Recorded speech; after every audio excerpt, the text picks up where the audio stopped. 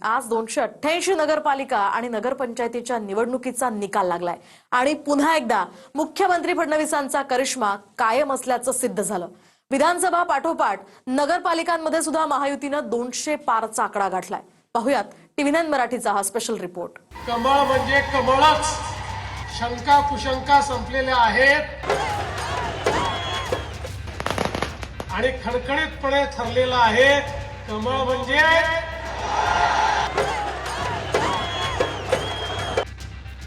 नगरपालिकांच्या निवडणुकीतही स्पष्टपणे दिसलं की मुख्यमंत्री फडणवीसांची जादू कायम आहे। 288 नगरपरिषदा आणि नगरपंचायतींच्या निवडणुकीत भाजप 100च्या पार गेली आहे, म्हणजेच मतदारांची सर्वाधिक पसंती भाजपलाच आहे। तर सर्वात खराब प्रदर्शन शरद पवारांच्या राष्ट्रवादीचं आणि उद्धव ठाकरेंच्या शिवसेनेचं राहिलंय।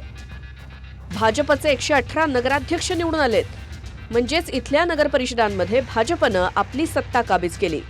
शिंदेंच्या शिवसेनेचे 59 नगराध्यक्ष जिंकलेत, तर अजित पवारांच्या राष्ट्रवादीची 37 नगरपरिषदांमध्ये सत्ता आली आहे। महाविकास आघाडीचा विचार केला तर काँग्रेसचे 32, ठाकरेंच्या शिवसेनेचे 9 आणि शरद पवारांच्या राष्ट्रवादीचे 8 नगराध्यक्ष निवडून आलेत। भारतीय जनता पार्टी हाच पहिल्या क्रमांकाचा पक्ष आहे हे देखील पुन्हा एकदा या ठिकाणी अधोरेखित झालेलं आहे। गेल्या 20-25 वर्षाच्या महाराष्ट्राच्या इतिहासामध्ये इतका मोठा विजय कोणालाच मिळालेला नाही जो आज आम्हाला भाजप आणि महायुतीला मिळालेला आहे। भारतीय जनता पक्षाने एक नवीन रेकॉर्ड तयार केला आहे। 2017 साली आम्ही नंबर 1चा पक्ष होतो, त्यावेळी आमचे 1602 नगरसेवक होते। आता त्याच्यात दुपटीपेक्षा जास्त 3325 नगरसेवक हे भारतीय जनता पक्षाचे निवडून आलेले आहेत। त्यामुळे एकूण जी नगरसेवकांची संख्या आहे त्याच्या 48% एकट्या भाजपचे नगरसेवक हे निवडून आलेले आहेत। मुख्यमंत्री देवेंद्र फडणवीसांनी विधानसभेप्रमाणेच नगरपरिषदांच्या निवडणुकीतही धुवाधार प्रचार केला, ज्याचा फायदा भाजपला झाला।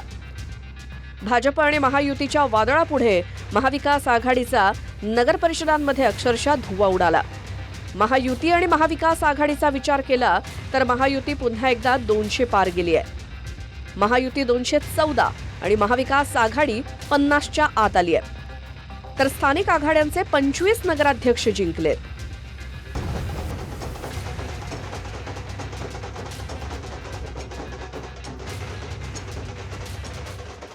देवेंद्रजी हे महाराष्ट्रातील आमचे सर्वांचे नेते आहेत।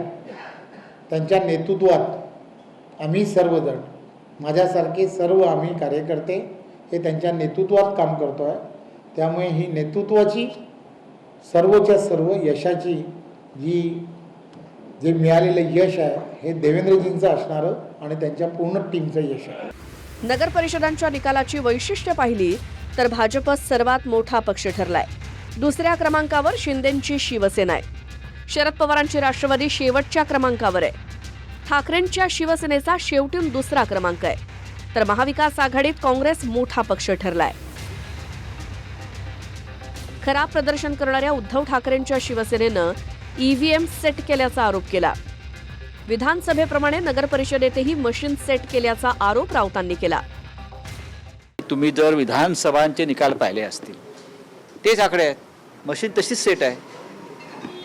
120 125 भारतीय जनता पक्ष करेक्ट, 54 विधानसभेलाही आणि इथे सुद्धा, आणि 40-42 अजित पवार, आकडे तेच आहेत ना, त्याच मशीन, तेच सेटिंग कायम आणि तोच पैसा।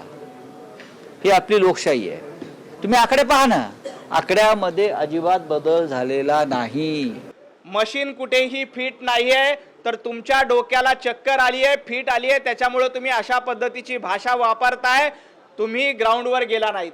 घरामध्ये बसून निवडणूक जिंकता येत नाही, कार्यकर्त्यांमध्ये जाऊन आणि जनतेमध्ये जाऊन निवडणूक जिंकावी लागते। आणि मला वाटतं भारतीय जनता पार्टीचे नेते हे जनतेमध्ये गेले, घरामध्ये बसले नाही, त्याच्यामुळे मशीन फिट नाही तर तुमचं डोकं फिट आहे। महापालिका निवडणुकाही जाहीर झालेल्या आहेत, त्याआधी नगरपरिषदांच्या निवडणुकांमधनं जनतेचा मूड हा महायुतीच्या बाजूने असल्याचे दिसतंय। विशेष म्हणजे भाजपनंतर इतर पक्षांचा विचार केला तर शिंदेंच्या शिवसेनेनं शानदार कामगिरी केली.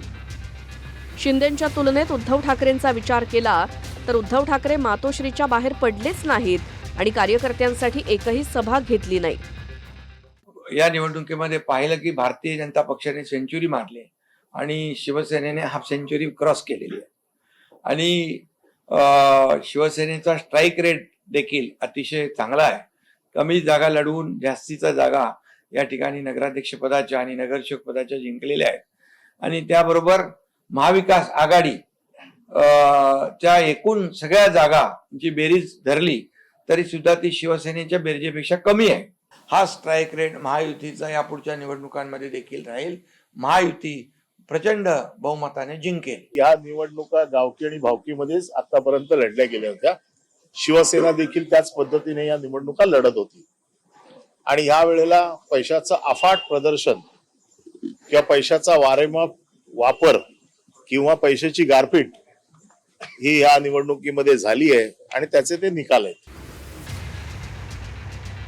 288 नगर परिषदांचा धुरळा उडाल्यानंतर महाराष्ट्राच्या नजरा 71,000 कोटींचं बजेट असलेल्या मुंबई महापालिकेकडे असेल. मुंबईसह 29 महापालिकांच्या निवडणुकांसाठी 15 जानेवारीला मतदान आहे. त्यावरूनही ठाकरे बंधूंना भाजपकडून झाकी आणि बाकीवरून इशारा देण्यात आलाय. ये तो सिर्फ झाकी है आणि महापालिकांचा निकाल का पिक्चर अभी बाकी. Bureau report TV9 Marathi.